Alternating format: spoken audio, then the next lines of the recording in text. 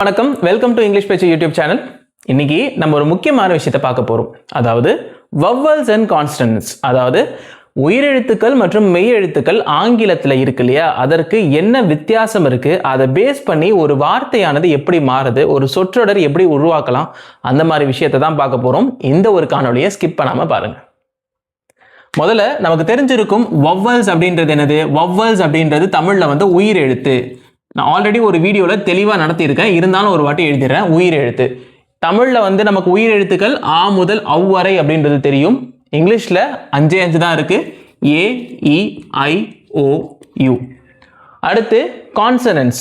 இந்த கான்சனன்ஸ் அப்படின்றது என்ன அப்படின்னு பார்த்தீங்கன்னா, கான்சனன்ஸ் அப்படின்றது மெய் எழுத்து, நமக்கு தெரிஞ்சிருக்கும் மெய் எழுத்து.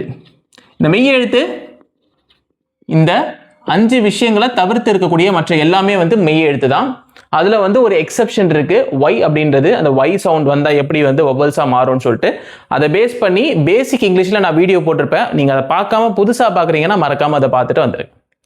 இந்த வவ்வல்ஸ் அண்ட் கான்சனன்ட்ஸ் பேஸ் பண்ணி எப்படி வந்து இங்கிலீஷ் நம்ம வந்து டீல் பண்ணுறது அப்படின்ற ஒரு விஷயத்தை தான் பார்க்க போகிறோம். நமக்கு தெரிஞ்ச விஷயமாவே இருந்தாலும் புதுசாக வந்த பிகினர்ஸ்க்காக நான் சொல்லித்தரேன்.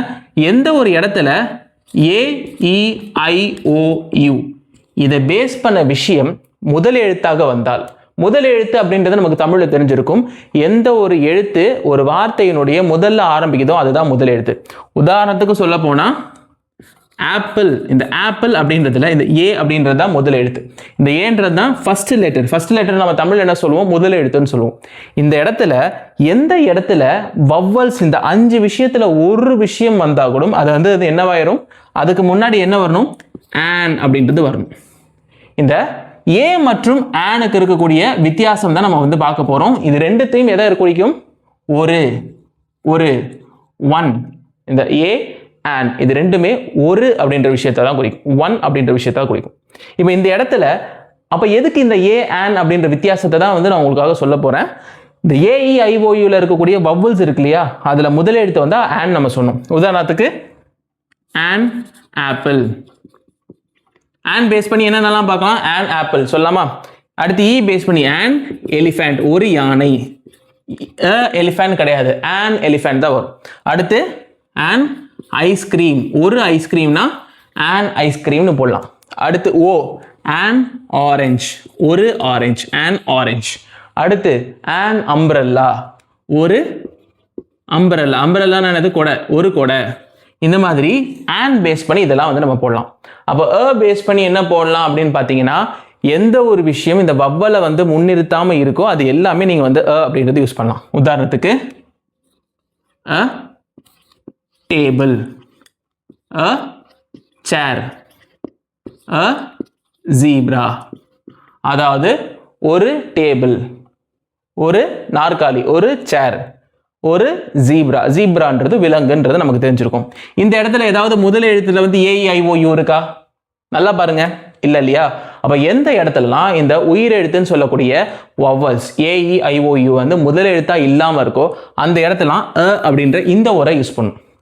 எந்த இடத்துல ஆன் அப்படின்ற இடத்துல இருக்கும், ஆன் அப்படின்ற ஒன்று அப்படின்றத எப்போ குறிப்போம்னா AEIOUன்ற இந்த ஒரு உயிர் எழுத்தான வவ்வல்ஸ் வரும்போது தான் வந்து நம்ம வந்து குறிக்கிறோம். அடுத்து வந்து நம்ம பார்க்கக்கூடியது இதை பேஸ் பண்ணி வந்து ஒரு சென்டென்சஸை பார்ப்போமா. சென்டென்சஸ்க்கு ஐ ஹேட் அன் ஐஸ்கிரீம் டுடே. நான் வந்து இன்னைக்கு என்ன பண்ணேன், ஒரு ஐஸ்கிரீம் சாப்பிட்டேன் அப்படின்றத சொல்லலாம். ஐ ஹேட் அன் ஐஸ்கிரீம் டுடே, நான் இன்று ஒரு ஐஸ்கிரீம் வந்து சாப்பிட்டேன், உட்கொண்டேன். அடுத்து I have an iPhone with me. I have an iPhone with me. என்னிடம் ஒரு ஐபோன் இருக்கிறது. ஐபோன் ஐபோன் கிடையாது, ஏன்னா இந்த இடத்துல ஐ என்ன இருக்கு, வவ்வல்ஸ்ல இருக்கு. AEIOUல இருக்கா. I have an iPhone with me, என்னிடம் ஒரு ஐபோன் இருக்கிறது. I can give you an orange. I can give you an orange. I can give you an orange னா என்னது, என்னால உனக்கு ஒரு ஆரஞ்சு பழம் கொடுக்க முடியும். என்னால உனக்கு ஒரு ஆரஞ்சு பழம் கொடுக்க முடியும். I can give you an orange. ஏன்னா ஆன் இது வந்து நான் வந்து ஒரு சென்டென்ஸ் ஃபார்மேஷனுக்காக தான் எழுதிருக்கிறேன். உங்களுக்கு ஏதாவது வார்த்தைகள் வந்து போடணும்னா நீங்கள் அதுக்கேற்ற மாதிரி மாற்றி போட்டுக்கலாம். I can give you an orange அப்படின்னா நான் என்னால் உனக்கு ஒரு ஆரஞ்சு பழம் கொடுக்க முடியும். அதுக்கப்புறம் you, do you have an umbrella with you? do you have an umbrella with you அப்படின்னா உன்னிடம் ஒரு குடை இருக்கிறதா? do you have an umbrella with you? உன்னிடம் ஒரு குடை இருக்கிறதா? உன்னிடம் ஒரு குடை இருக்கிறதா? இந்த இடத்துல நீங்க வந்து போடக்கூடாது. do you have an umbrella with you போடக்கூடாது. do you have an umbrella with you தான் போடணும். இது வந்து AEIOU பேஸ் பண்ண மெய் எழுத்துக்கள் கிடையாது, உயிர் எழுத்துக்கள். உயிர் எழுத்துக்கள்ல நம்ம ஆன் போடணும். அடுத்து பேஸ் பண்ணி ஒரு 2 எக்ஸாம்பிள் மட்டும் நான் சொல்லித்தரேன்.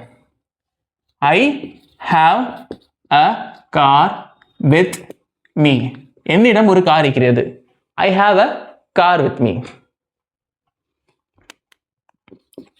To you want have a cup of tea? வானன்றது நான் ஆல்ரெடி சொல்லி கொடுத்துருக்கேன், புதுசாக வந்தவங்களுக்காக சொல்கிறேன். இந்த வான அப்படின்றது வாண்ட் டு, பேச்சு வழக்கில் ஸ்டைலாக பேசுறது வான, எழுத்து வழக்கில் வாண்ட் டு. கோன அப்படின்றது பேச்சு வழக்கில் என்னன்னு சொல்லுவாங்க, கோயிங் டு. எழுத்து வழக்கில் கோயிங் டுக்கு, பேச்சு வழக்கில் கோன அப்படின்னு சொல்லிட்டு ஸ்டைலாக சொல்கிறது. இந்த இடத்துல do you want have a cup of tea அப்படின்னா உனக்கு ஒரு கப்பு டீ வந்து குடிக்கணுமா, உனக்கு ஒரு கப்பு டீ குடிக்கணுமாப்பா அப்படின்றது எப்படி கேட்கலாம்? Do you wanna have a cup of tea? Do you wanna have a cup of tea? Do you wanna have an cup of tea கிடையாது. ஏன்னா இந்த இடத்துல டீல உங்களுக்கு என்ன இல்லை, டீயோ இல்லை கப்பலையோ வந்து என்ன இல்லை, அதில் முதல் எழுத்து வந்து வவல்ஸாக இல்லை, உயிர் எழுத்தாக இல்லை, அதனால போடணும். I can tolerate an issue like this. இந்த இடத்துல நல்லா பாருங்க. I can tolerate an issue like this. என்னால டாலரேட்னா சகித்து கொள்ளும் தன்மை. டாலரேட்னா என்னது தெரியாதவங்களுக்காக சொல்றேன். டாலரேட் அப்படின்றது என்னது? சகிக்கிறது, சகித்தல். என்னால இந்த மாதிரியான பிரச்சனைகளை சகித்து கொள்ள முடியும்.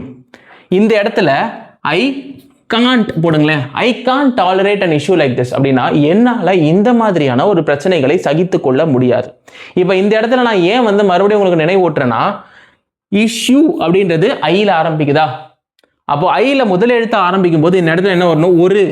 ஒரு அப்படின் போது ஆன் வரும். ஏன்னா ஐன்றது இந்த இடத்துல வவ்வல்ஸ், உயிர் எழுத்துக்கள் ஒன்று, அதனால ஆன் வரணும். இப்போ உங்களுக்கு வித்தியாசம் புரிஞ்சிருக்கும்னு நினைக்கிறேன். எந்த இடத்துல உயிர் எழுத்து இருக்கோ, எந்த இடத்துல வந்து வவ்வல்ஸ் இருக்கோ, வவ்வல்ஸ் முதல் எழுத்தாக இருக்கோ, அந்த இடத்துல அது என்னவா வரணும்? அந்த இடத்துல ஆன் வரணும். ஒரு அப்படின்னும் போது எந்த இடத்துல முதல் எழுத்து வந்து வவ்வல்ஸா இல்லையோ அந்த இடத்துல என்ன வரணும்?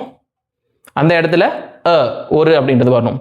இந்த ஐ வவ்வல்ஸ் வந்து மறைஞ்சு வந்ததுன்னா அந்த இடத்துல சில நேரங்களில் வை வந்து வவ்வலாக இருக்கும். அதை பேஸ் பண்ணி நான் வீடியோ போட்டிருப்பேன், உங்களுக்கு தெரியலன்னா இங்கே வந்து பார்த்துக்கோங்க. இன்னைக்கு வீடியோவில் வவ்வல்ஸ்னா என்ன, கான்சனன்ஸ்னா என்ன, இந்த ஒரு அப்படின்ற விஷயத்தை இந்த வவ்வல்ஸ் அண்ட் கான்சனன்ஸ் உயிர் எழுத்துக்கள் மற்றும் மெய் எழுத்துக்கள் பேஸ் பண்ணி எப்படி பார்க்குறதுன்றதை பார்த்தோம். இந்த வீடியோ உங்களுக்கு பிடிச்சிருக்குன்னு நினைக்கிறேன்.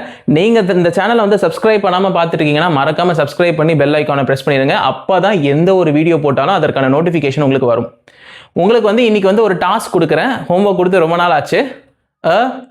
இதை பேஸ் பண்ணி எனக்கு 5 சென்டென்ஸ் வந்து நீங்கள் நோட்டில் எழுதினாலும் சரி, முடிஞ்சால் கமெண்ட் பண்ணுங்கள். அதில் ஏதாவது சேஞ்சஸ் இருந்தாலோ இல்லை அது கரெக்டாக இருந்ததுனாலும் நிச்சயமாக உங்களுக்காக நான் ரெஸ்பாண்ட் பண்ண காத்துட்ருக்கேன். அடுத்த ஒரு காணொலியில் உங்களை சந்திக்கும் வரை until then this is Saif signing off. உங்களுடைய இங்கிலீஷ் பேச்சு இங்கிலீஷ் ஜேர்னிக்கு நிச்சயமாக உதவிகரமாக இருந்திருக்குன்ற நம்பிக்கையோட அடுத்த நாளில் உங்களை சந்திக்கும் வரை உங்களிடமிருந்து விடைபெறுகிறேன். நன்றி, வணக்கம்.